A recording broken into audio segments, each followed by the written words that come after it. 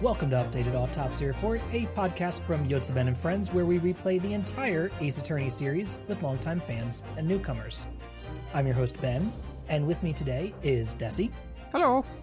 And two good friends of ours, Tiago. Yeah. And Rose. Hi. Dessy and I are the longtime fans, and Rose and Tiago are the newcomers. We hope that through both of our perspectives as we play through the series, it'll reveal new details and provide interesting commentary for a series near and dear to us.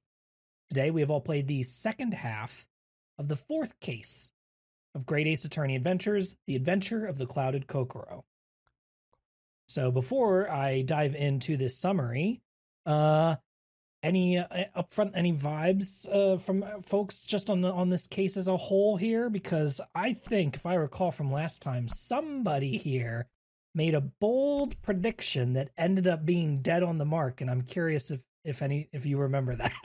Oh my god, I really should have re-listened to the episode this morning. It was you, Rose. It was me? Yep. What did I say?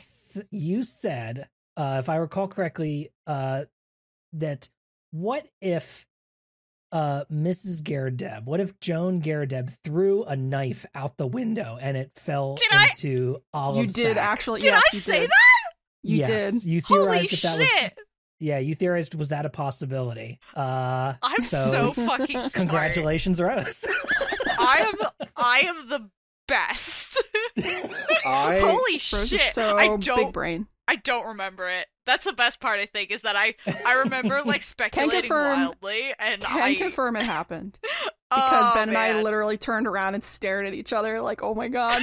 I Yeah, we recall turned that. around and looked at each other like Cheshire cats. And also the benefit of doing this on a podcast is it's all on a podcast. It's on tape. Yeah, that's true. I this morning I was like, oh, I should re-listen to the episode before I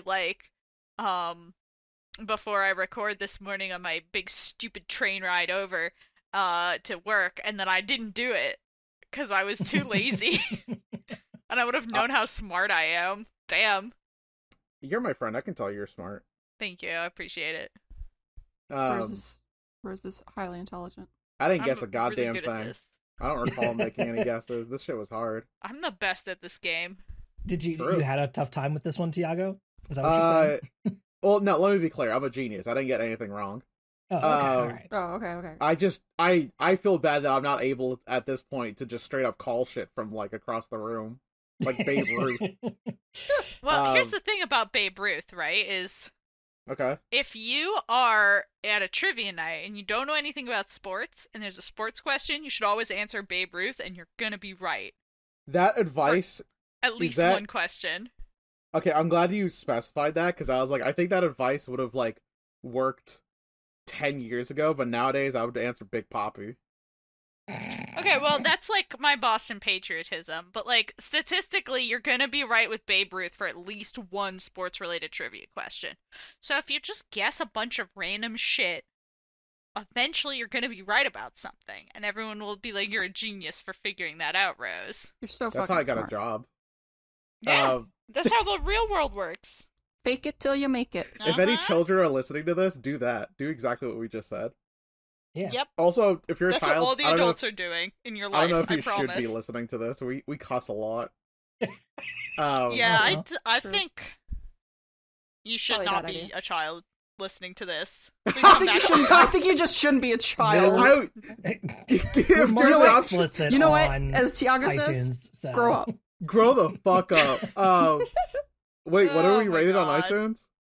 I said we're rated explicit on iTunes because we swear. So That's Oh, good. That's good. That's how we should be. Hell yeah. Yeah, no. I cannot censor myself. I do it at work every day. I'm not doing it here. I Shaking think your the only hand. comments I have about this case is that I can already see this game trying to do the thing where it like makes me sympathize with the enemy prosecutor not Von Karma, Van Zeeks. mhm. They do But Thing. like, is it though? 'Cause I I'm do not what? feeling it. Do the thing. the bit you Dude, established last episode with the lightning. Wait, you play a sound effect you're saying? Yes, the Oh. Okay. Well, Wait, you're I mean, expecting him to do a bit? it's Okay, his well, bit. let me bit. see here. Hang on. I do have. I think was this what you're talking about? Yeah. Okay, all right. Yeah, you know what? Okay. Every time I say Van Zeeks, pull that sound effect out. You're so correct. Okay. Ben, Oh, are yeah, you okay? Are you hallucinating? I'm doing a bit. Oh, okay. the bit on top of the bit. I don't know what you guys are talking about. I see. Whatever. That was the noise the whole time. He's 2 layers deep on this bit cake. All right. What the Should fuck? I get into the summary? No, wait. I just want to say the real thing. Okay. I actually had a real statement that Okay. was this case is gonna do this game's already trying to do a thing where it makes me sympathize with Van Zeeks by doing he's giving us a little bit of leeway while we while we interrogate witnesses, and I can already see the threads of, oh, he's gonna turn around and respect you, and I don't want this guy's respect. I want him dead. I want Van Zeeks crucified. I want him Make a God. religion out of that. Crucified for racism. Listen, I mean, take all of these Muppets out then and toss them in, because the Muppets say some pretty rude things in this all case. the Muppets are kind of racist. I agree. But Van Zeeks is the one I noticed the most because he's in the ring with me. You know what I mean? He's talking to us the most. I didn't feel like they were trying to make me sympathetic towards him. I felt nothing but annoyance. There's one moment where we have to get testimony from a specific person, and the court is the judge is that's outrageous. We're not going to do that. How do you feel about that prosecutor Van Zeeks? And initially he goes, that's stupid, but then he goes, never mind, no one's free from the prosecution. You too will give us testimony. And then your character goes, wow, even Van Zeeks believes in me, or some shit like that. I don't remember any of that from yesterday when I played this game. I remember it because I swear to God it happened, and I'm gonna bring it up. Was it the part where she was like, the prosecutor said I don't have to testify, and he goes, I didn't say that. Yeah, exactly. Yes, with Joan, yeah. That just was oh, he's an asshole. Good for him, I guess. I can already see this game pulling at the threads of where it wants me to dance, and I don't want to dance there. I would like to see its dance proposal, and I will consider adding it to my dance card, but I'm not there yet. I did not see it. I was the parish. I'm not losing to this fucking day drunk German. Wait, so you know who I am. Rose. I was about to say your last name. My last name is readily available on all my social media. Yeah, I'll never say it. Ben, now I feel like now we've wasted enough time. We could properly go into the summary. We're so sorry. I'm not. No, we're good. I'm sorry. Listen, I'm fine with doing bits in the rambling up front. So, but let's get into the summary. Ryunosuke and Susato enter court, preparing to defend Soseki. There they find a jury that is intertwined with this case in more ways than one. Firstly, Mrs. Garadeb is on the jury. Secondly, they get through Gregson's initial testimony, and the entire jury immediately unites in a guilty verdict. When Ryunosuke begins his summation examination, he hears that another juror was doing construction on one of the roads critical to the case. Thirdly, one juror happens to look very similar to the victim, Olive Green, which also adds to the confusion. Ryunosuke gets some of the jury back on his side, and then has to deal with star witnesses Rolly and Patricia Beat. Rolly is beat, and Patricia is decidedly not. Their testimony reveals the book The Lion's Pride in Olive's hand, which helps link the situation to the fight the Garadebs had. Ryunosuke voices this idea aloud, but it backfires, resulting in another straight guilty ruling from the jury, sending Ryu right back to the summation examination again. There, he begins to undo the jurors' opinions, again proving that the Garadebs would have opened their window due to the fire, and objects could then have flown out of the window. However, now a new contradiction arose, as the crime scene was on the wrong side of the road. Ryu surmises that the crime scene must have been moved then, and realizes that it was due to Rolly wanting the crime to not be in his beat, so he could celebrate his anniversary with his wife. This is proved due to the fallen rose that Rolly missed during moving the scene. Lastly, Joan and John Garadeb are pulled onto the stand. Van Zeeks surprisingly approves of this. Ryunosuke investigates John's pipe and finds a tip of a knife embedded in it, the same tip that's missing from the knife that stabbed Olive. Joan admits to throwing the knife out the window, tearfully begs for forgiveness, and then faints. With the mystery solved, the jury submitted a not guilty verdict, and the judge dismisses Soseki. In the lobby, Sholmes meets everyone, and upon hearing about Ryunosuke and Sasato's current living situation, he offers them his attic instead. They accept and enjoy a dinner with Sholmes and Iris as they finally get settled into London living. In case 4 of the game. No longer homeless. So we got one more fucking case after this. Yeah, this is a big two-parter. I do not see this resolving in a single case, if I'm honest. If I think about it, maybe, just maybe, there'll be another game after this that will I mean, I guess the fact that we know that is a spoiler in itself. So here's kind of cheating. It's kind of interesting because, like, without knowing how the next case is going to end, I have to assume that the big through line that the Great Ace Attorney series wants me to see can, like, it's gonna have like a cliffhanger as a final case in the next as part of game 1, right? Which means I think it was pretty ballsy of them to just like have essentially what is half a story in the first game, and then be like, we're definitely making a second one, gang. 100%. Ace Attorney, a brand most known for delivering sequels at a timely fashion, will definitely give us another sequel in a timely fashion. Then they did. But we'll see if they can. If they do a cliffhanger, we don't know that yet. Exactly. This is all speculation. I mean, here's something I guess I should say. Don't. Is it a spoiler? This is not. No, this is not about. We could rip off the Band-Aid and talk about like how the Japanese audience reacted to this game when it came out, right? And how they reacted to when the game finished and all that. But I don't think we will do that. I think we'll wait until we're done with case 5. We'll do that at the end for sure. But as far as like Tiago, you saying about games released in a timely fashion, I mean, here's the thing. 2001 was Ace Attorney. 2002 was Justice for All. 2004 was Trials and Tribulations. 2007 was Apollo Justice. That's like 2-3 years in between each game, sometimes less. Investigations, Miles Edgeworth, that came out in 2009, 2 years later. And then 2 years later, you had Investigations 2. You know, all these games are coming out within 2 to 3 years in between each game. So it's very timely. Shockingly timely. Until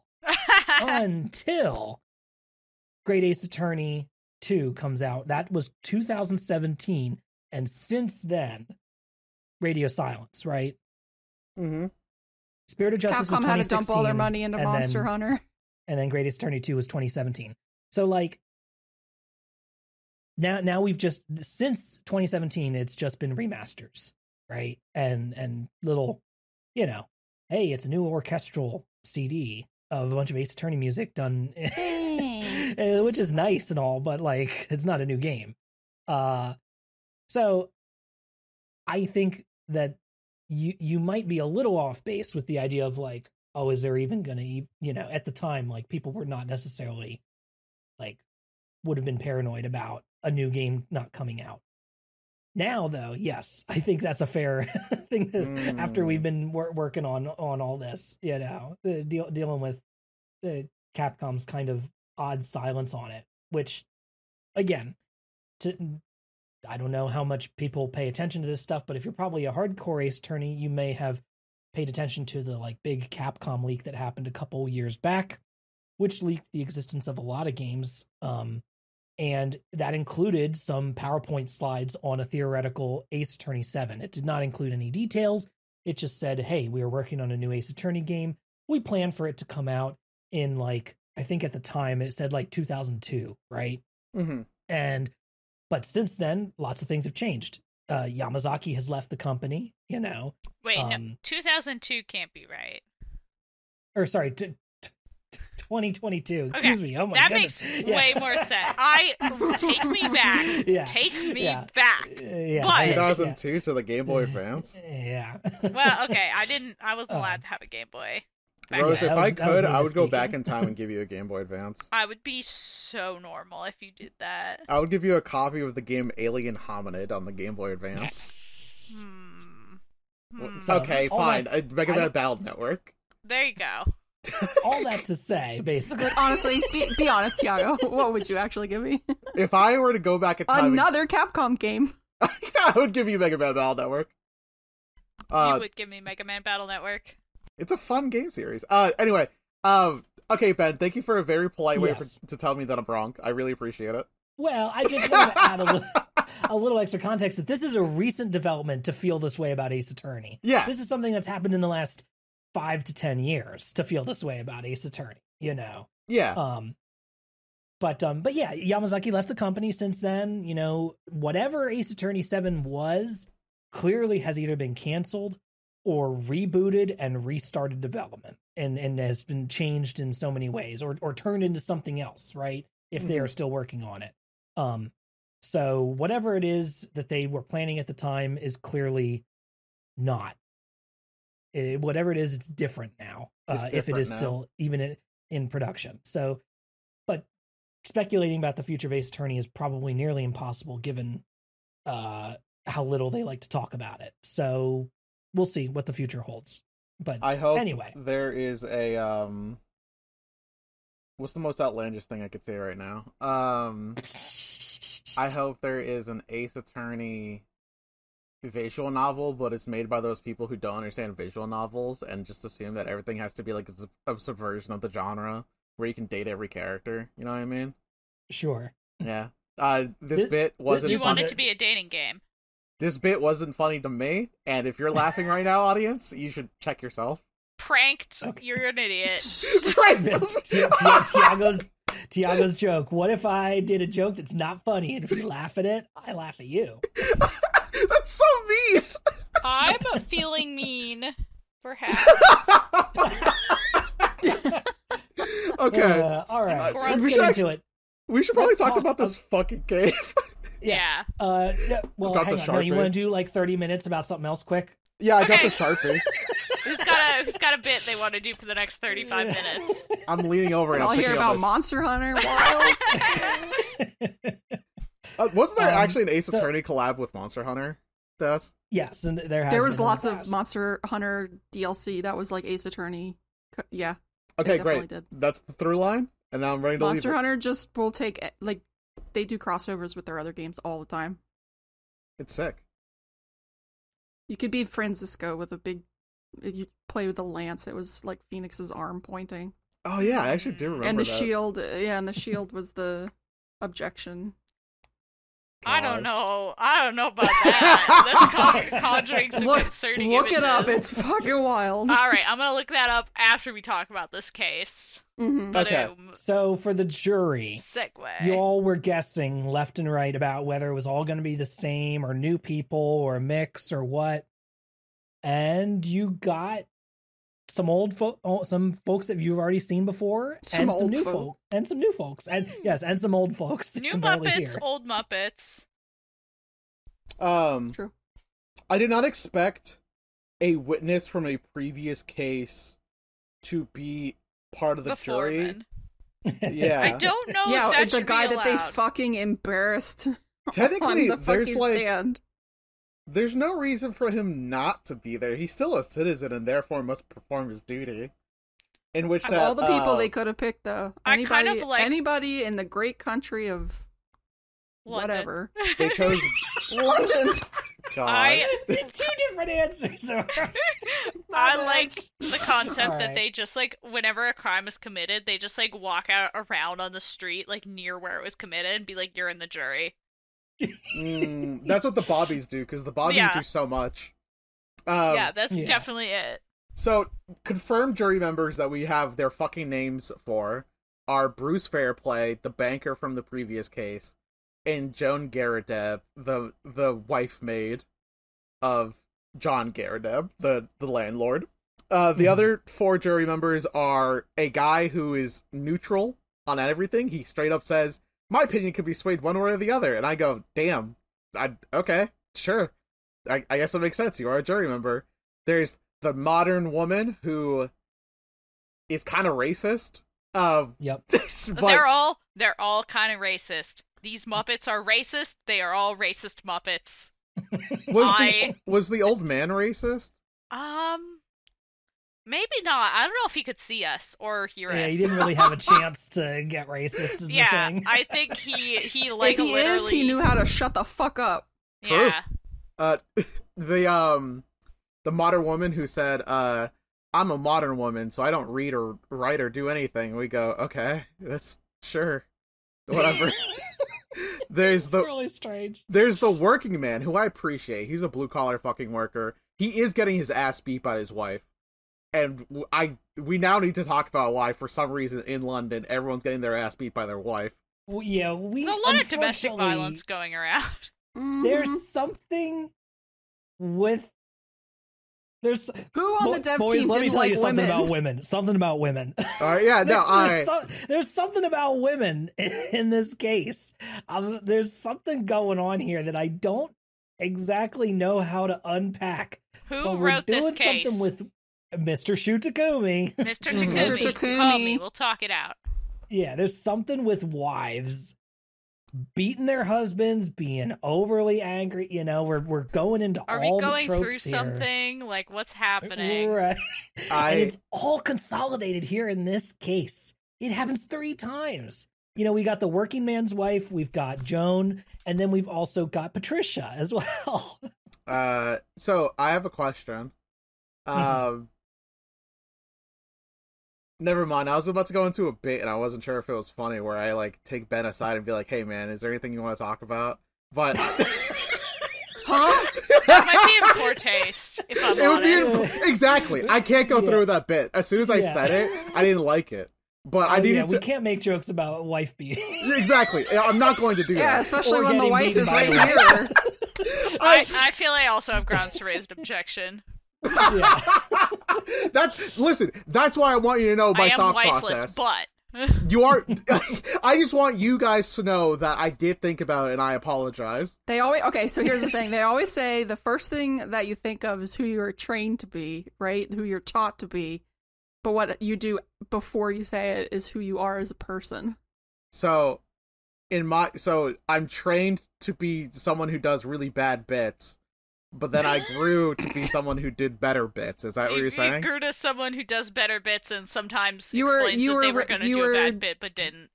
Yeah, you were trained, like, taught that it was okay to make wife beating jokes, right? But you paused and said, maybe that's not a fucking good idea. I'm from Boston, Massachusetts. That's my excuse.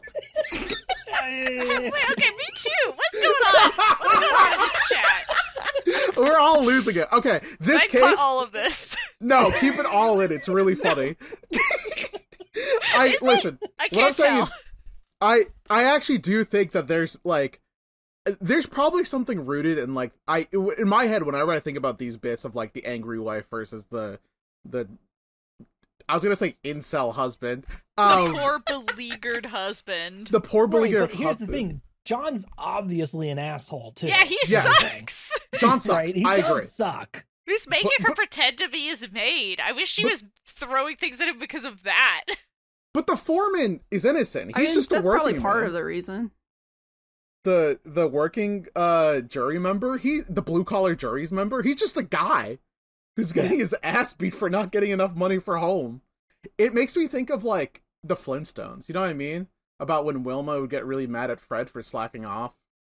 Sure. But like it's just a really old fashioned trope. And the thing is like it's been like broken down and deconstructed and critiqued like left and right by various scholars, feminist film scholar, and media studies scholars, like ad nauseum. Like, I don't know if there's anything I can really say other than, yeah, obviously it sucks.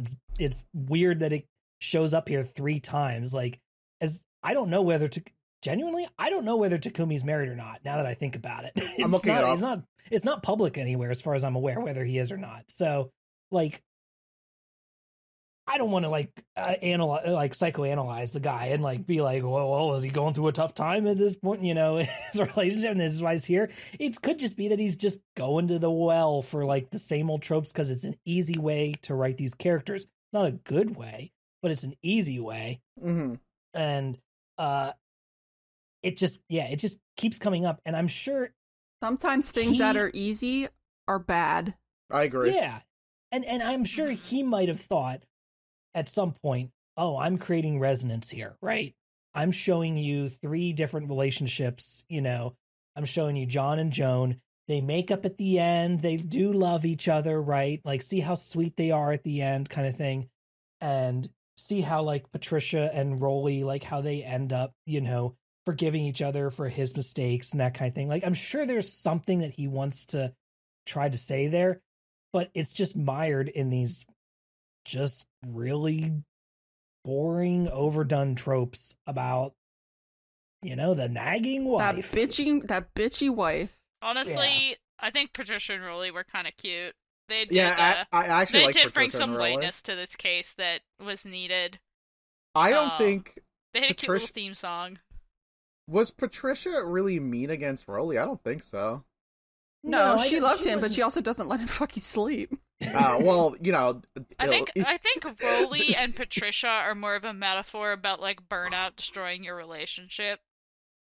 Yeah. She said. I mean, I did not expect that, but holy shit. Podcast. I said this on the Let's Play as well, but like, there's a little bit of like the military wife in her, right? Kind of trope. Like, I don't know if you know a military wife, sometimes they make it their whole personality. And there's the variant of that is the cop wife, who makes it their whole personality that they're a cop's wife. I would never know a cop's wife. And that kind of is what's going on here, where she's just so proud of Rolly for being a Bobby. She's so proud of how hard he works, and she just can't wait to have their one night off finally, an anniversary dinner. And, there's a little bit of like, oh, Rolly, I'm so sorry that I put so much pressure on you that this anniversary dinner was going to be the best thing ever, and we're going to finally have time off for it, and that's what pressured you into feeling like you had to mess with the crime scene, right? So, just so we're all clear, everyone here had the impression that the reason Rolly is tired... Well, he's tired because he's a Bobby, and apparently they don't get to sleep.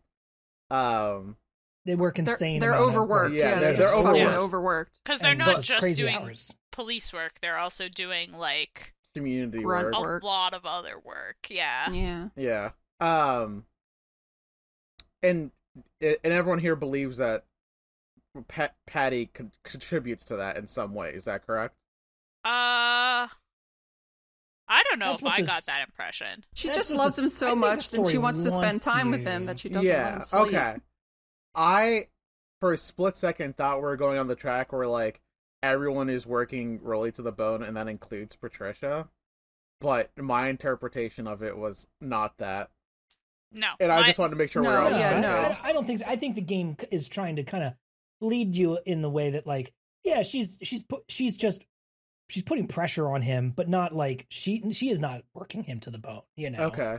She's just saying like, oh, I can't wait. She's adding that element of I can't wait for our anniversary. I'm so excited. She loves him so. Okay. You're definitely so gonna much throw me a really big party, aren't you, for my big event? So I need to explain why I went into this line of questioning, which is because have you guys ever seen the video of that couple who does the like sex twice every day challenge? No. The lady in that video is like, we're so much more connected. We always talk to each other. Our communication is great. Meanwhile, the guy, he's dead. Like, he has no thoughts in his head. He is clocked the fuck out. He is, like, barely functioning. And that is what Rolly and Pat remind me of. Alright, well, I'm glad I'm not hanging on that part of whatever the hell. No, it's really funny, though, because you can see the comments and be like, that guy's running on 2% battery. He's got nothing. And that's how I feel about Rolly. It's just that, like, in every part of his life, this motherfucker has got a fucking grind. You know what I'm saying? I think I think the thing you're supposed to get from it is that he is extremely overworked. Yeah. And it is causing him to make poor choices, like moving a crime scene so he can get one night off. Oh, I actually do think he should be put to death for that, but, Holy shit. Nobody died! Okay, here's the thing. Let's do a big picture thing here real quick. An angry wife who misunderstood a note that was inside of a book, threw deadly weapons at her husband, who was forcing her to be a maid so that they could have some fucking, social status.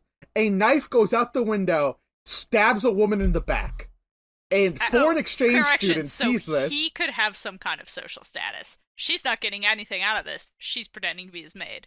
Exactly, yes. A foreign exchange student who is paranoid and, frankly, mentally unwell, sees this and freaks the fuck out and runs away.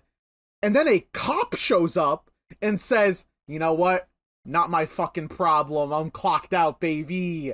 And decides to move the fucking thing. He's the most guilty party in all of this. Because instead of checking whether or not this person was alive, he just immediately moved a corpse. A not corpse. Yes, the victim is alive. But at the time, everyone thought that motherfucker was dead. And, nobody Everybody checked. keeps commenting. They're like, oh my god, we thought she was dead. We thought she was dead. We were 110% certain she was dead. Otherwise, none of this would have happened. Here's the thing. I think Soseki Natsume, the real actual man that is put into this video game, has a valid case for not knowing whether or not the lady is dead. Because he's not a fucking law enforcement person. He's a book student. He writes. He's not supposed to know whether or not a corpse is a corpse or not. That's not part of his job description. Meanwhile, Roly Beat over here is like, oh yeah, time to take my wife out on a dinner for our anniversary. Ooh, a corpse?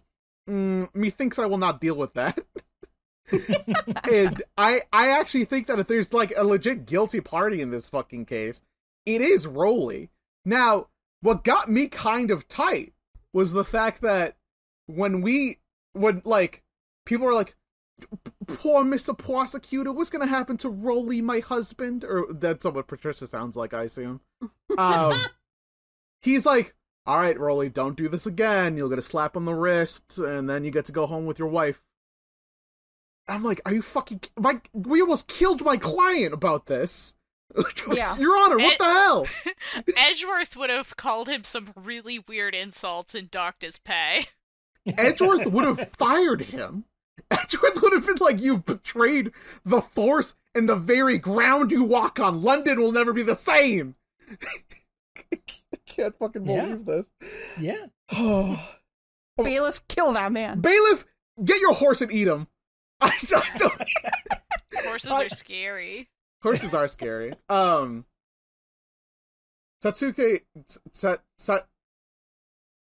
What's the name? Soseki. Soseki Natsume is an innocent man.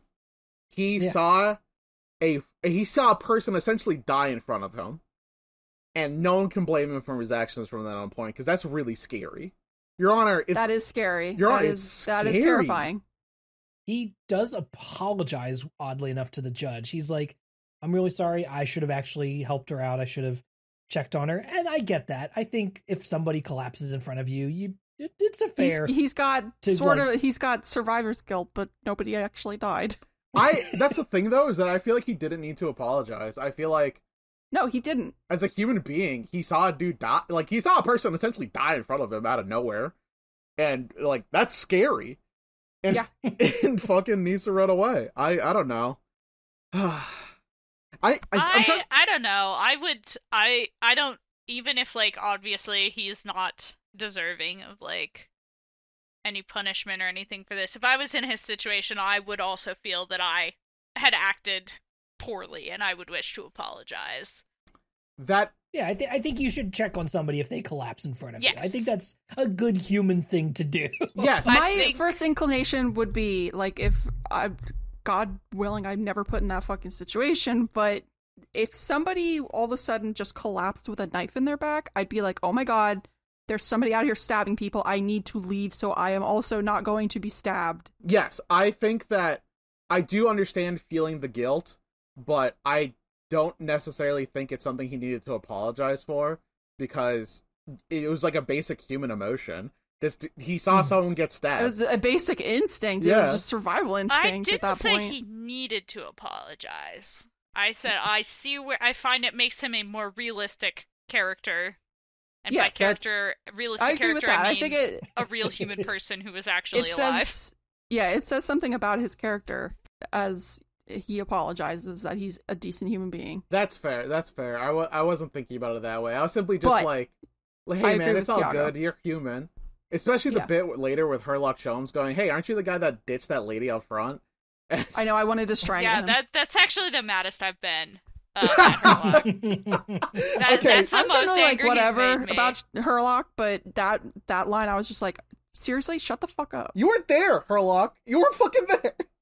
You don't understand how clouded my He's- Kokoro was. He's such a He's piece of such shit. a dick. He's such a dick.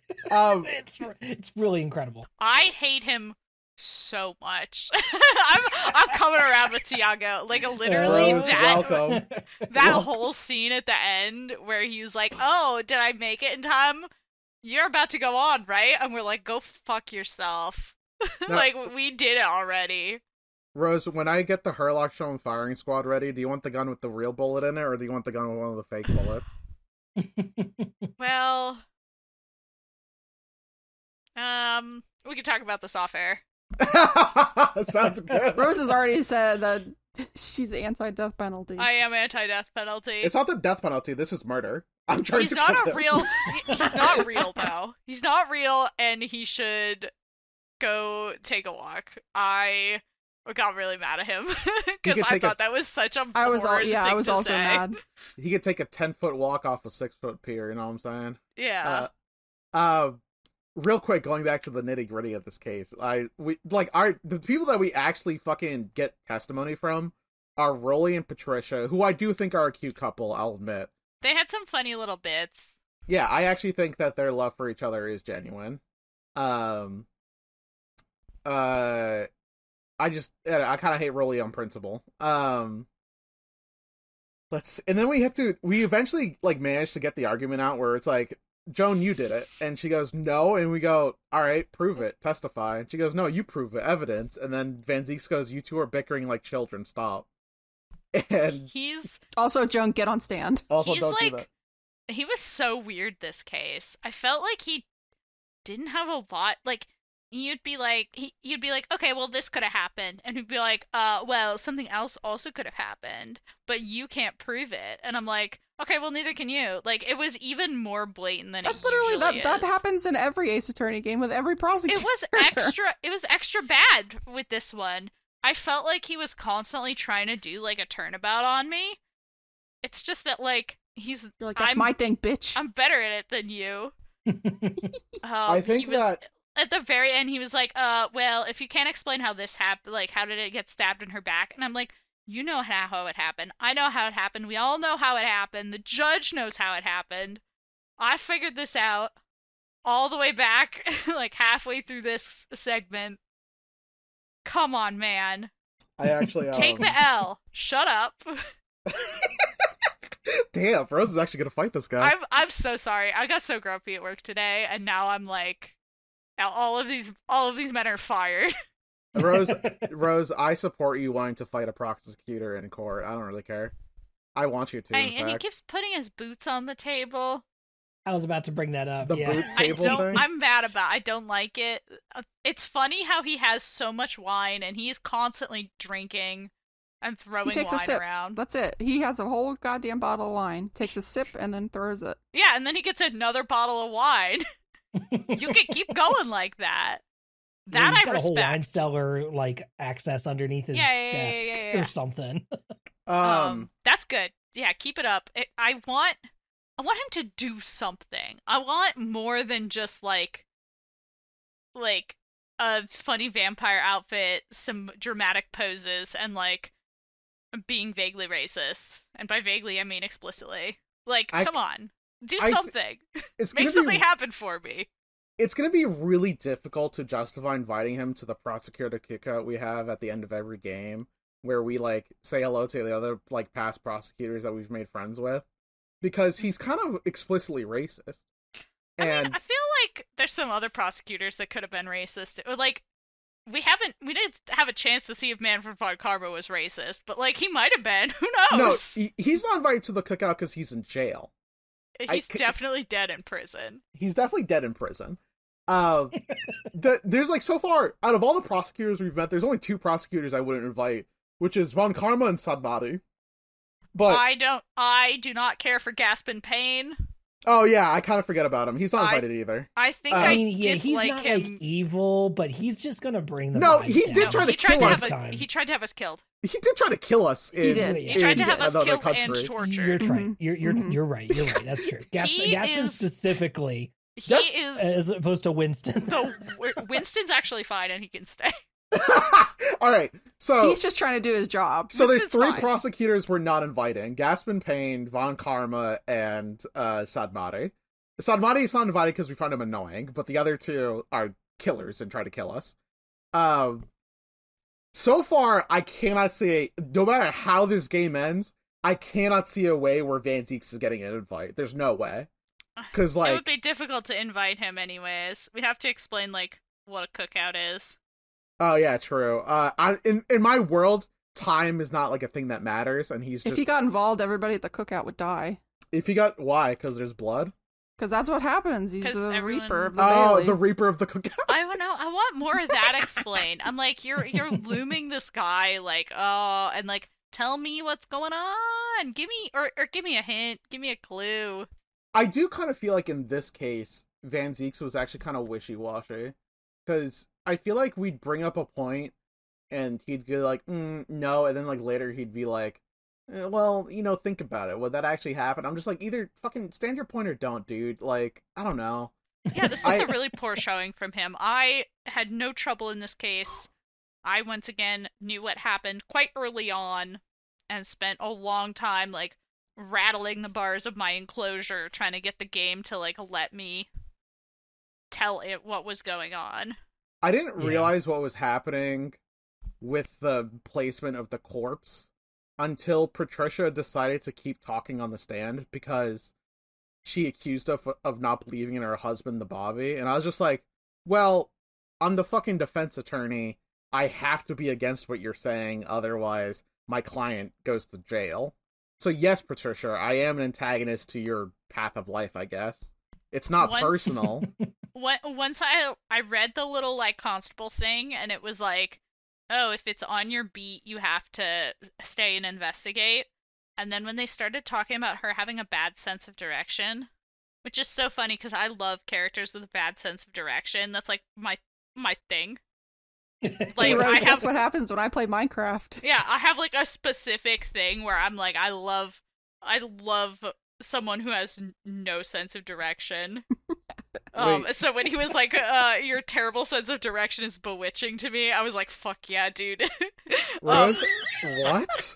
I've known you for like 10 plus years. I did not know this about you. This is so my favorite One Piece character is Zoro. Okay, I and knew that's it. like my bit where I'll be like, oh, I like him because he doesn't fucking know his right from his left. But there's other characters that also have I too that. don't know my right from my left.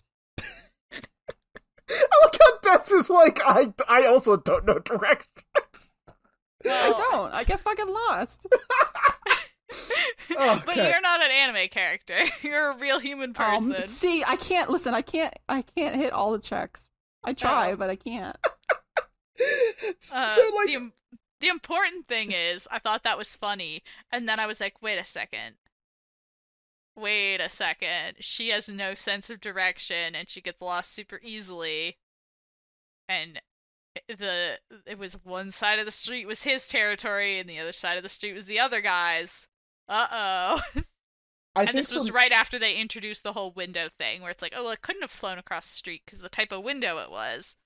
And I was like, that was Then actually I kicked my feet around for like a while. Yeah, they were like, what was it? Like a top latch window or something like that? Something. Yeah, and they were Yeah, like, we talked he's like, about the window. I don't know what that is. What is that? And everybody in the court was like, are you fucking stupid? Are you fucking stupid? I've been here for 3 days. I know. So like, I think for me personally, a lot of stuff in this case only really came out during the actual court case. Like, we never discussed the state of the window or like where the body was explicitly found during our investigation. So I didn't really think to predict that when we were going into it. But I guess in usual Ace Attorney fashion, a lot of fucking shit happened in the court case, and now it's like a completely different theory than when we went into it. Because my theory was that, like, I think my original theory is that there was an invisible assassin somewhere dressed up as the Fog and was stabbing people in the back like Jack the Ripper. But, oh yeah, we did a bit about like a ghillie suit, I think. Yeah, we did a bit about a clouded ghillie suit, and that I do remember the Jack the Ripper thing. And that didn't come into play at all, because why would it? Yeah, we should talk about Jack the Ripper again on this podcast episode, just to keep the streak Hey going. guys, you want to do 30 minutes about Jack the Ripper? Yeah! Let me pull up his Wikipedia page. All right, let's go. Do you know that he was in a Jackie Chan episode? Okay, going back, I couldn't see where this case was going to end until we were in it. Because I was just like, man, Patricia, you're supplying so much testimony that frankly turned this case on its head. You are the turnabout testimony right now. And then she goes, I love my husband. And I go, I know you do, Patricia. Trust. Everyone in the fucking court does. We do stop getting testimony from them, because eventually I don't care about them anymore. We had 2 summation examinations. Yeah. We almost fucked up. We almost fucked it up twice. The judge keeps letting us do. You know what? The judge has been pretty chill. Mm-hmm. The judge has not fallen for the whole like, oh, your Eastern mysticism devilry trap. The judge is like, no, you know what? Let him talk. I'm very impressed with you, counsel for the defense. And I'm like, thank you, Your Honor. Pats Ryunosuke on the head like a little doggy. Well, that's not really where I was going with it, but... Do you remember which jury member accused us of being a warlock? One of the jury members accused us of I feel like doing magic. several of them have. Yes. Definitely one of them in the last case accused us of being a genie. Yes. No, I actually think it was the old man this time who said, oh, magic! And I go, no. This isn't that. This is real. Yeah. It's just a lot. I think the fancy modern lady, she also accuses us I of think it is devilry her, or something, maybe, perhaps. So I think it'd be really funny if they just assume all lawyers do magic.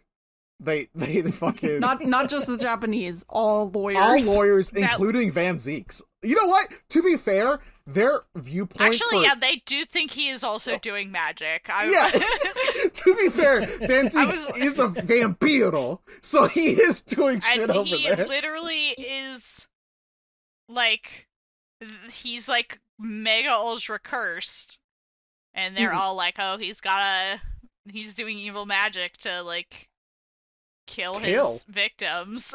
Like, okay. Anybody that opposes him or anybody that is prosecuted by him. I don't think he's that hot.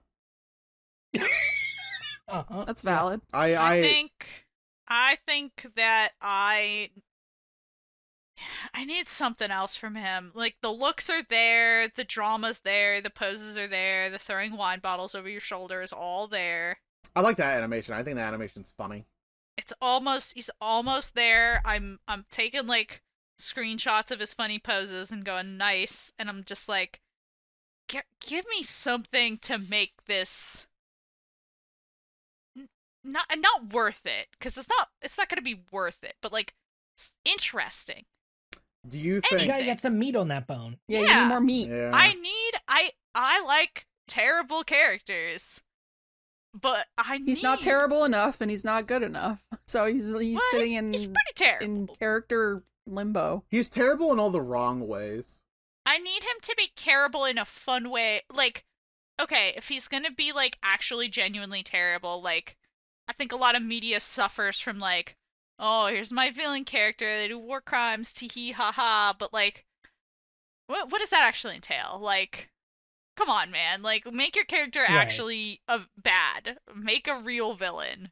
I hope he actually make them make you make people uncomfortable, but also do something. It has to be more than that. I hope he actually killed Magnus McGilded. We do hate that guy now. I actually really hope he actually got Magnus McGilded. I think that'd be kind of sick. Here's my thing. Magnus McGrilded. He has killed. This man has committed violence. Also, I'm so sorry that joke hit me so fast. I didn't have time to process it. Thank you. I was about to say. Holy shit. I literally, I'm also like acting like a little behind schedule. Um, It takes my brain about 5 seconds to get to the next thought. what is your brain? The red line? Haha. Jokes. Aha. Yeah, you know what? I'll tell you what. Let's talk about the subway for 35 minutes. This is just our bit now, is saying, let's talk about something else for 30 minutes. What bit? Well, this is just We now truly know what it's like to do a podcast. I think the problem with Van Zeeks is at the very end, I don't think they're gonna make him out to be a killer, and I think they're gonna try to pull some bullshit like redemption thing. And at this point, like, it's the same thing with Sadmati, where like whatever redemption he has, it's a little too little, too late. You're actually really smart, Ryunosuke. I'm not racist anymore. You're actually really smart, Ryunosuke. I respect Japan. I don't know. All of it. I think if Yeah, he came around to respecting Ryunosuke, they could do something there. It's gonna have to be a lot though. But if it's too simplified, it's not going to land. I would If that rather makes him. sense. It does make sense. I would rather him be a killer. Like I'm fine. I think he needs to he's not get gonna worse. be our killer. No, I know that for sure. I want him to be, though. I want him to be the prosecutor who is straight up evil. Because, one, the last evil prosecutor we had was Gaspin Payne, and he didn't really last that long. Oh, no, wait, I forgot we prosecuted against the Queen. Yeah, the Queen was very evil, and that case was actually the best part of that game, so... You know what? Fair play, the Queen is also not invited to the prosecutor cookout. She's also in prison. Fair play is the foreman. God damn it. I think... Fuck. I don't know. I feel like I'm pulling the, like, I have to wait and see card on Van Zeek's, like, a little too much. What's his first name? I don't know. It's prosecutor. I can't fully connect to him until I know his stupid first name. Shot in the dark? Just can't Klaus. get there. I think it's Klaus. It's like how I get to call, like, Miles, like... I forget. Yeah, I think Ira was saying that. He's Do like, they say his name at this point in the game? I don't know. I like don't know it. I feel like they have said it, or like you could even just see it in the Oh, have they? court record for him. I don't know right? if anyone said it to me. It looks like I'm gonna be honest, it looks like a Zelda name. Is it Sigurd? No. No. Is it Sigmund? I don't think it's a No. spoiler to say his first name or anything. I don't think anyone genuinely curious. said it. I don't know if me. I don't know if I'm saying it right. It's Barrock. Oh, No one has said that. No one has said that. Is that in the? court record? Like I don't know if it's one of those things where like I keep thinking it says Baron von Zeeks, but it actually says Barrock, or if it's just they haven't said it yet. No I one don't said remember. it yet, because I would definitely be like, "Holy shit!" It looks like a Zelda name. It looks like Octorok. When he said Zelda name, I thought like a real name. I wasn't aware that you were thinking Wait, so his Zelda. name is Baron The Legend of Barrock Zelda. Van Zeeks. Yeah, Baron Barrock Van Zeeks. That's He's I'm not a calling baron. his parents. He's not a baron. Why? He's not a baron. He's not a baron. All They've right, well, never you said know what? Baron von Zeeks. Then maybe they did say his name and we just thought it said Baron. You know what? That's how my day's Maybe? been going. That's how my life has been going. It'd be really weird if there was a Cut all person of out there this. named Baron. The podcast is going to be like 5 minutes by the time I'm done editing it. Cut everything. You can keep every bit that makes me look bad, Ben. I'll own up to it. Okay. If I'm gonna be Taking a hit. I'd rather be yeah. a villain than a hero. I don't know. See, the fact that I didn't even bother to read his first name tells you that I need something.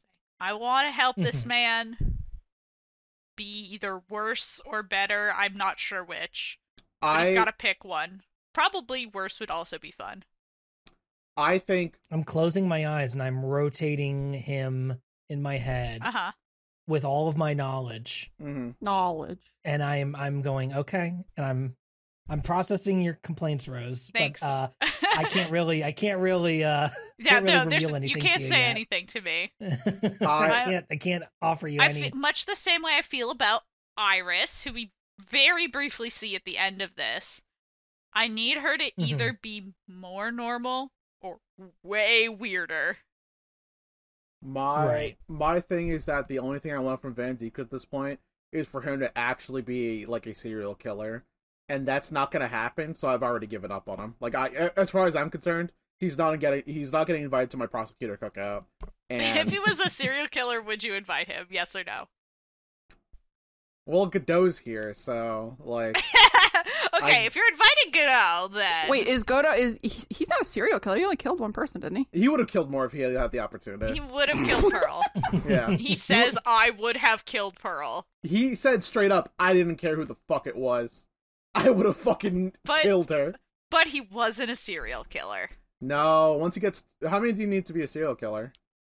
2. Oh, well. Could have been 2. I'm not sure if 2 is right. I think I don't have the exact definition, but like usually serial killers more defined by like a spree killings rather than like a crime of apparently passion. it means 3 or more. Yeah. So well, like that wasn't gonna I happen. would describe Godot's situation as a premeditated crime of passion for a specific purpose. He's not then going to premeditated crime of passion. Yeah, that's a oxymoron or whatever, but yeah, I was gonna say, hold on. But it is not. It probably would not fall under the same category because once he's done it, he's done.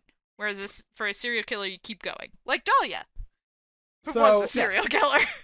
Absolutely, that is true. So I don't think he's gonna get an invite from me, Van Zeeks. I think he's boring. I think, frankly, he's not interesting to me. His outfit can come. He's also, but not him. He's also this is also the 1800s, so he's not going to be alive. Forget about time, Des. Unless he's a vampire. Forget about time itself. Which he is. We have a time machine that allows us to invite anyone from history. I live in America, the country of capitalism, where time is money. Oh my god! And I cannot not think of time because it is drilled into my brain. I was trying to figure out where you're going to drive this bit, and now I know where it is. We should. I've been indoctrinated to think that time. I cannot not think about time. Well, the first thing you think about is what you were raised to be, and the second thing. The second. Didn't think you were gonna get got with that one, did you, honey? Shit. Honey, okay. Oh my god, they're killing him. I didn't expect the layup from that. I expect the pat on the back. There. Anyways. Sometimes my wife gets owned on our own podcast. What are you I gonna mean, do? I put my foot all the way in my mouth earlier, so here we all are. So far, I've owned myself and the people around me in this episode. So what is? So the decisions that you make are the person you are. Yeah. A person who owns. So you're an asshole. We've gotten so far from this fucking case. I mean, I feel like I liked it more or less, aside from like a couple things where I was like, eh. But I didn't have any trouble. Riz's gameplay corner does not need to like reappear. I mean, the thing about it though is that like I feel like in this game in particular, we don't need the gameplay corner. It seems pretty easy. So far, knock on wood. So far. Yeah. I mean, here's the thing though: we got only one more fucking case left. Like, okay, you're right. That's so fucking weird. I feel like we're at the final round. I feel like we're still on like the third case. We're fighting M. Bison tomorrow. This is not a very fighting middle M. of the Bison game tomorrow. case. Yeah. And it's case 4, right? Yeah. Yeah. I'll be fighting M. Bison next week at the last minute. Again, yes, Bro. you feeling that way is not out of place, right? That's not wrong to feel that way. This is definitely middle case coded, in a way, and so there's. I can't say too much really without delving into any more spoilers, but I think those are ideas worth keeping in mind for the rest of this game and as we get ready to head into game 2. I guess because there's meat just on that moved bone. In with Sholmes. I hate that we did that. We saw him without his stupid outfit, and I want to shave his head. His hair is very poofy. I'm going to shave his hair. Why is that the thing you're against? I don't know. I just saw it and I was like, hair is wrong, hair is wrong. Okay. I'm glad that you recognize that it's also strange to think, but like you also know that, so I doesn't have enough texture. I do have a unsuccessful character design background, so I have some opinions. Whoa, Rose, I think you're a successful person. Well, yes, but my character designer There, career didn't Rose. really kick off. Yeah, all right. There's nothing for The me to... kids who are definitely not listening to this, freelance illustration's really rough, guys. Mm. I'm not telling you to give up on your dream, but like, think really hard. Think really, really hard. I don't know anyone who's actually managed to make it their full-time job. We've gone all over the human spectrum of emotions. We should do 30 minutes on this. We should do 30 minutes All right, put it on the board. Ding, character design. Go! Put it on the board button. Put it on the board button. we need I need the Steve Harvey Family Feud correct noise and the incorrect noise on the fucking button. Gotta kill myself. Oh my god. Oh, that would be fun Kill! to play. Yeah. All right, so We say that to the cats all the time. so we figured out that, going back to this fucking case real quick, Joan Garadeb threw a bunch of shit out the window and it landed on that lady's back, and this was all a fucking freak accident. I don't even think Joan Garadeb's gonna get prosecuted for this. It was straight up like a fucking accident. It was an accident. It was straight up just an If accident. anything, But the only thing they should be prosecuted about is the fact... we're not in America, so do they have manslaughter charges? I don't I know. don't know if Nobody those died. have been invented Nobody yet. died. So it's up to the lady who got stabbed if she wants to press charges or not. she did not get slaughtered. She is gonna live. There's no manslaughter. The slaughtering of man has not happened. Also, she's a woman slaughter. God forbid women manslaughter. do anything. God for... Yeah. Um, Can't even walk down the street. So, John has to, like, step in eventually to do some testimony. Their testimony is simple and easy to get through. I literally, I can't think of a single part in this case where I was confused about what the fuck I was supposed to talk about. Because I feel like every time I didn't know information, I just kept pressing and then it gave the right information. Like, Always press harder. this is a weird fourth case to me because I feel like I didn't have any stress and I have no idea what the fuck this game is supposed to be about. Other than Yeah. we get to know Sherlock Holmes. Anytime I got confused, what's the overarching story right now? Like what's the secret bit? Last case we tie-in? don't really like Van Zeeks, and also we live in the house now. we have a home. And there was that one guy that made us feel kind of bad, but he died. And our best friend is dead. Our best friend is dead. That's really sad. But we our love buddy old Susato. pal, we friend, do old love chum. Susato. I think she's actually Van Zeek's rival. It's not us, it's her, because she interrupted him. She corrected him on the stand. Good. Wait, that's not- A woman's place is in the courtroom. Yeah. She Killing men. She specifically states that she will Susato take down him if he comes near our client, True. Hell yeah. which I would pay money to see. I can't wait for Van Zeek's screen to spin. We eventually get our guy off the hook. The judge apologizes to Saseki, being like, "You were an exchange student invited to our country to learn, and all we've done is treat you with prejudice and anger, and we apologize." And Saseki goes, "I apologize for not checking on that lady. I should have done that. I'm really scared." And we all go, "That makes sense. You were really scared." And the judge does that too. The judge is like, yeah. Yeah. The judge is the fucking best. I love the judge. The judge is kind of I can't recall a single racist thing he said to me. I'm not saying he hasn't said something racist to me. I'm saying I can't recall. He has displayed ignorance of our culture, Yeah. but he has not been rude about it. Yeah, he is not calling me my learned friend, which, like, the way that Van Zeek says it is a slur. Yeah. And also, like, there's no internet. Like, how the fuck would he know anything? Yeah, no. He's just an old man with a wig. Yeah, he's willing to learn. He's willing to learn. Yeah. He's open. There's a bit where, like, they talk about celebrating their birthday, and then they learned, oh yeah, I put 70 candles on my birthday cake, and fucking Ryunosuke goes, "What the fuck? You put candles on your cake?" And Susato says, "That's what they do here, man." And then he goes, "Damn, they're the real devils." And, Yeah, he's literally like, this does sound like devil magic, actually. yeah, I'm not convinced. which I don't blame Ryunosuke for saying, considering that the entire time he's been here, everyone's accused him of being a warlock. We're like, no, that wasn't us. That was our assistant in the future, Apollo Justice, who could be the closest thing we have to a warlock with the Psycho Eye attack. He's part magician. He's part magician. And what is a warlock if not a magician? We get Soseki the funny fireworks that I still don't think should be fired indoors. And we do know are for real this time. They're real last time too. They were acknowledged, yes. Yeah. It's weird to think that they just have indoor fireworks in London. I feel like they are not metaphorical fireworks. They are real fire, and that's real confetti. That's real confetti.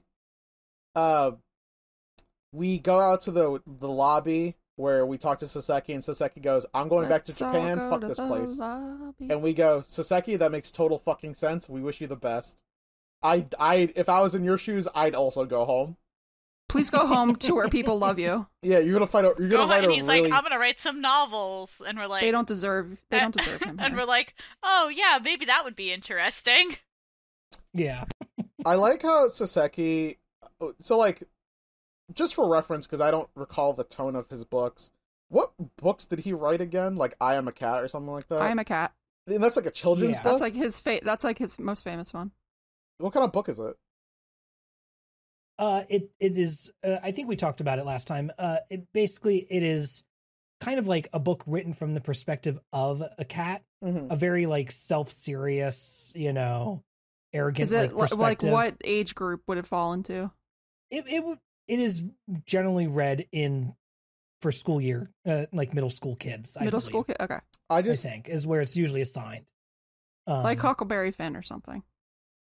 Like young adult. I like how we've made the connection back to Mark Twain again. Huckleberry Finn. Yeah, Mark Twain's back. Yeah. Can't get rid of that fucking guy.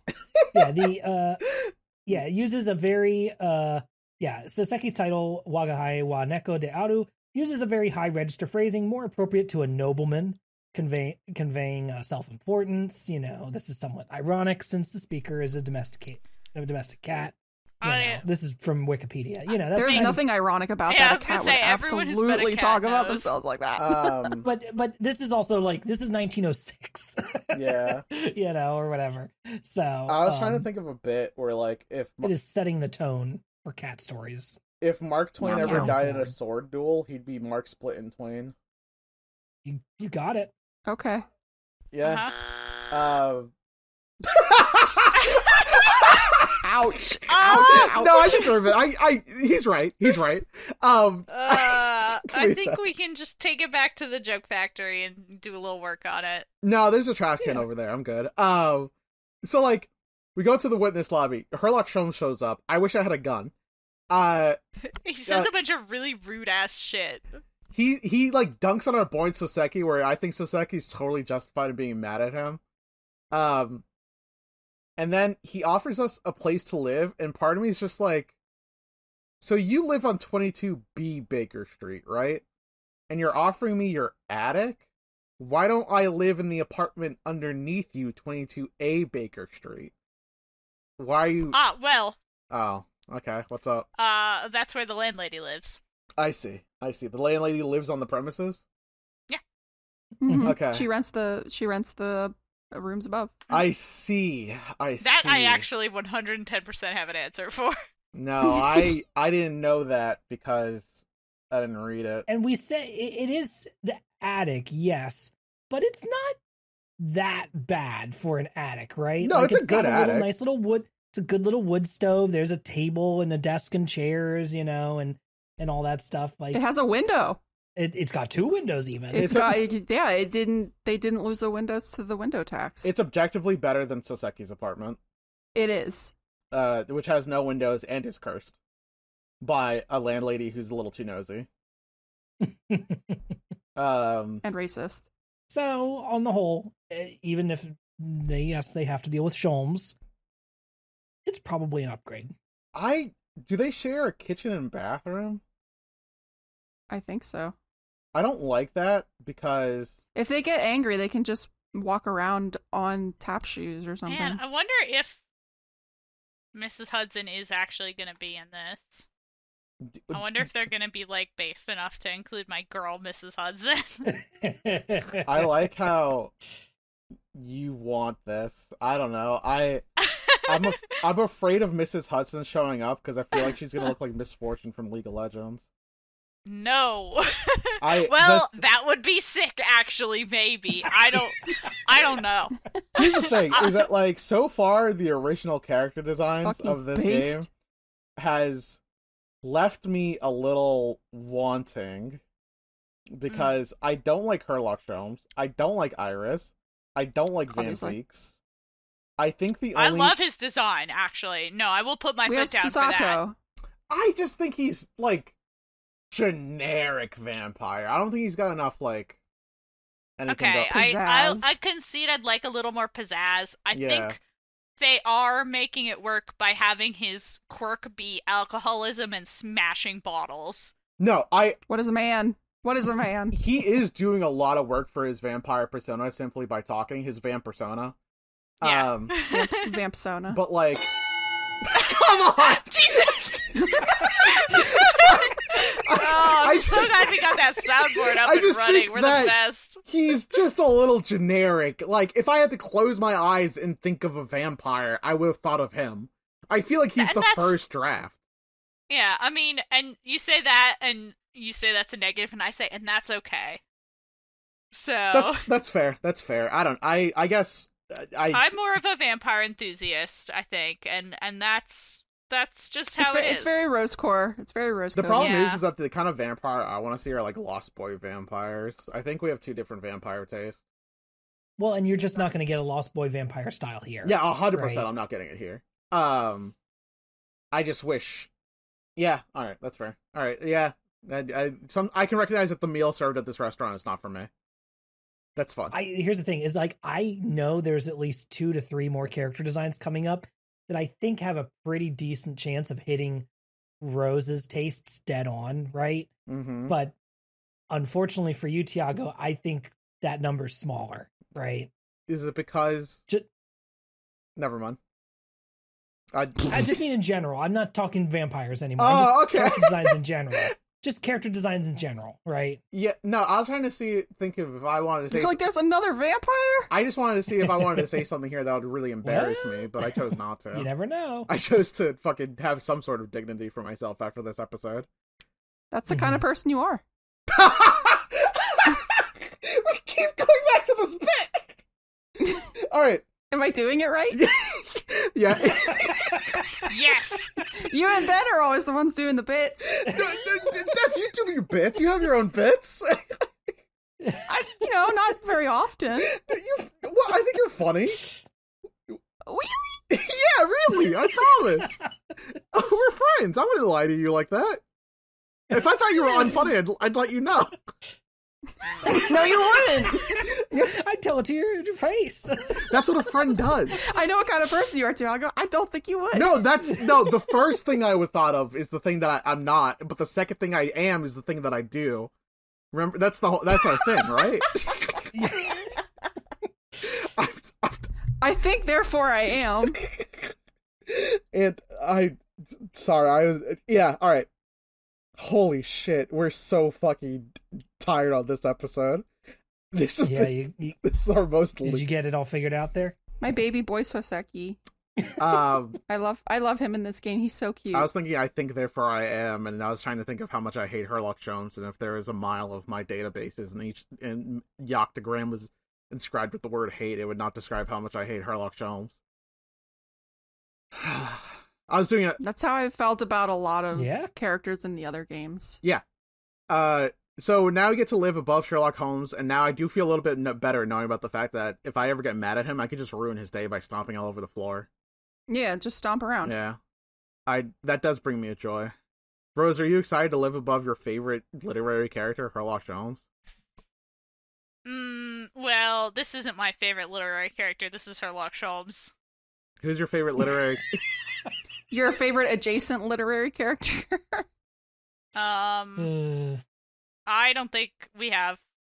We would have to do 35 minutes on my favorite literary character, where I sit around naming books and going, unless, and we're not doing that. No. Yeah. All not right. good TV. This isn't TV, this is podcasting, so we can do whatever we want. What? What? Huh? Huh? Holy shit. I have no idea where this game is going to fucking end, and the next case is the last case. Literally anything can happen. Any predictions for what the next final case might entail? Either Jack the Ripper or Moriarty. That's the only two things I can think of. I don't want to do Moriarty. I'd rather do Jack the Ripper. So I hope it's Jack the Ripper. I hope it's Jack the Ripper. That sounds fun. Because, like, they do some, like, foreshadowing of, like, oh, no, soon I would see the real dark side of London. So we're either gonna do, like the orphan murder factories or whatever, or, like, Jack the Ripper.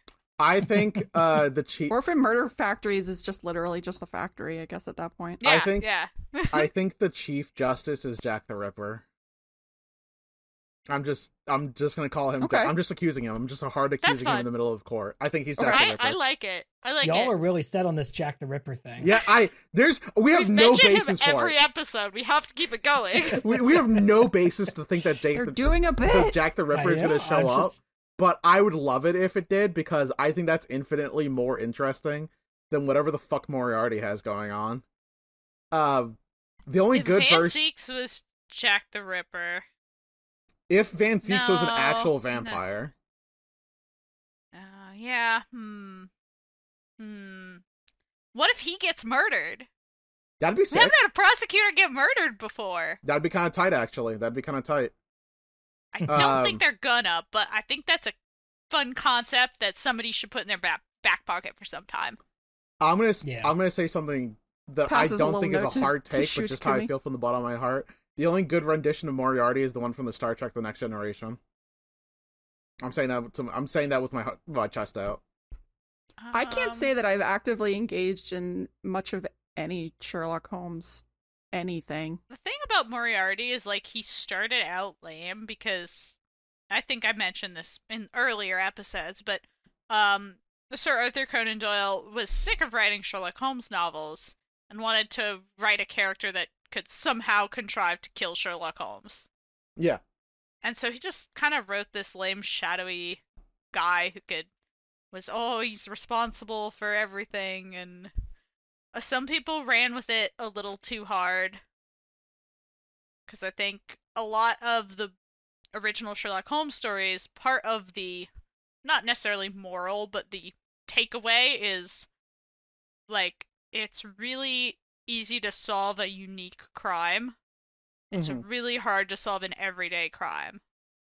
So the everyday crimes are the ones where, like, the greatest work of deduction is required. So, not the ones being masterminded by a mysterious shadowy dude. And you jump off a waterfall together or whatever. Right. In spoilers.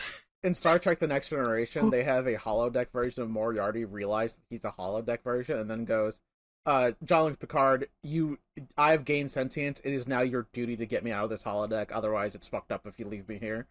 And I think that's a really interesting way to have, like, a thing gain sentience. That's so correct. And then immediately Tiago? hold the guy hostage.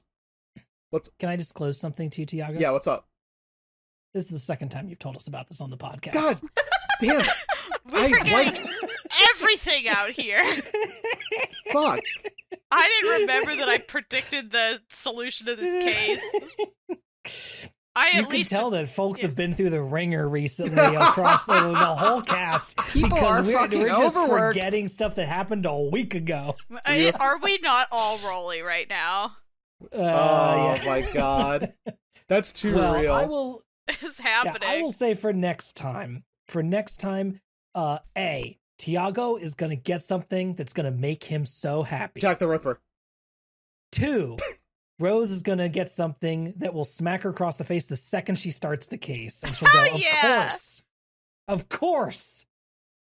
Can it possibly me, be better than he thinks he killed his father? No. and for me, I'm really excited because one of my favorite NPCs is going to show up in this next case. So, just now? In the last case? The last? One of my favorite NPCs. It's just a one-off witness. Oh, but okay. I love him. I love him. He's better than the They're teeth great. brushing guy from fucking Wait. Apollo Justice. They're in this game? Yeah. Oh, fuck yes. I am fucking ready. Oh, I'm very excited. This is fun.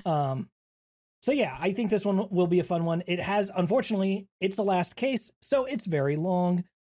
We are still going to split it up into 2 parts, but each part is just, we're going to just have to put a little bit more time into each chunk as a result. There's just no good way to break it up other than in half. Me and Rose are going to the Cape this weekend, so we can play it there. Okay. Yippee! Play it together. Well, any other last thoughts before I wrap us up here then? No thoughts, head empty. I'm tired. Everyone, realize that deep down, you're not the first thing you do, you're the second thing you do. Yeah. You're not what you think, you are what you do. Exactly. Exactly. We all learned a lesson here today. We're philosophers. If you're truly concerned about what you don't. This moral of the story is don't feel bad about your first initial thought about something. Feel bad about your second initial thought. Yeah, you should feel bad about your second thought.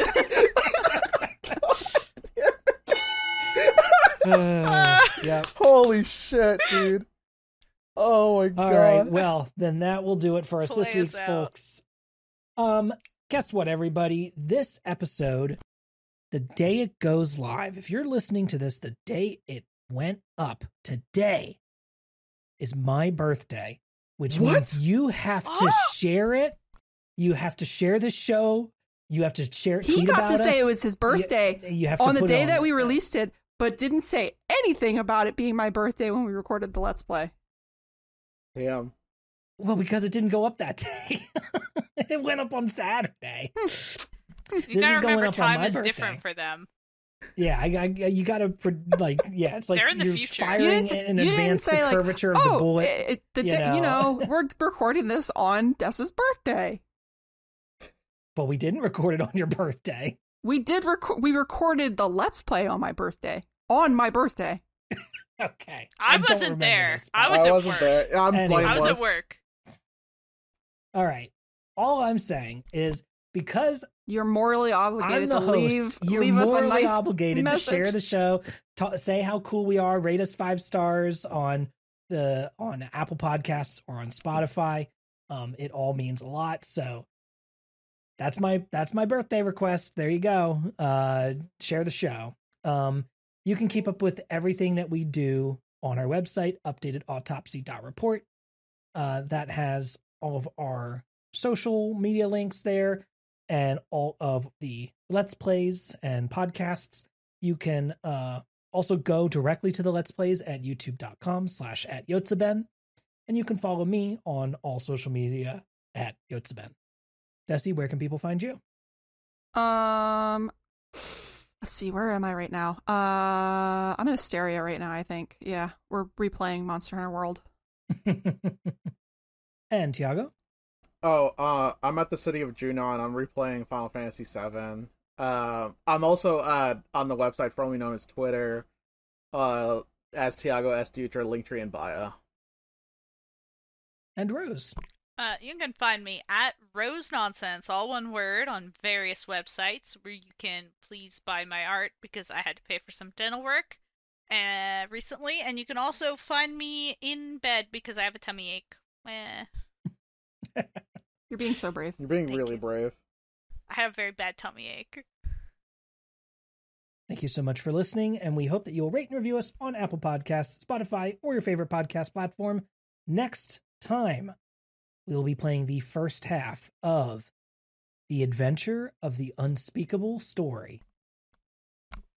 See you next time. Bye. Bye. Bye.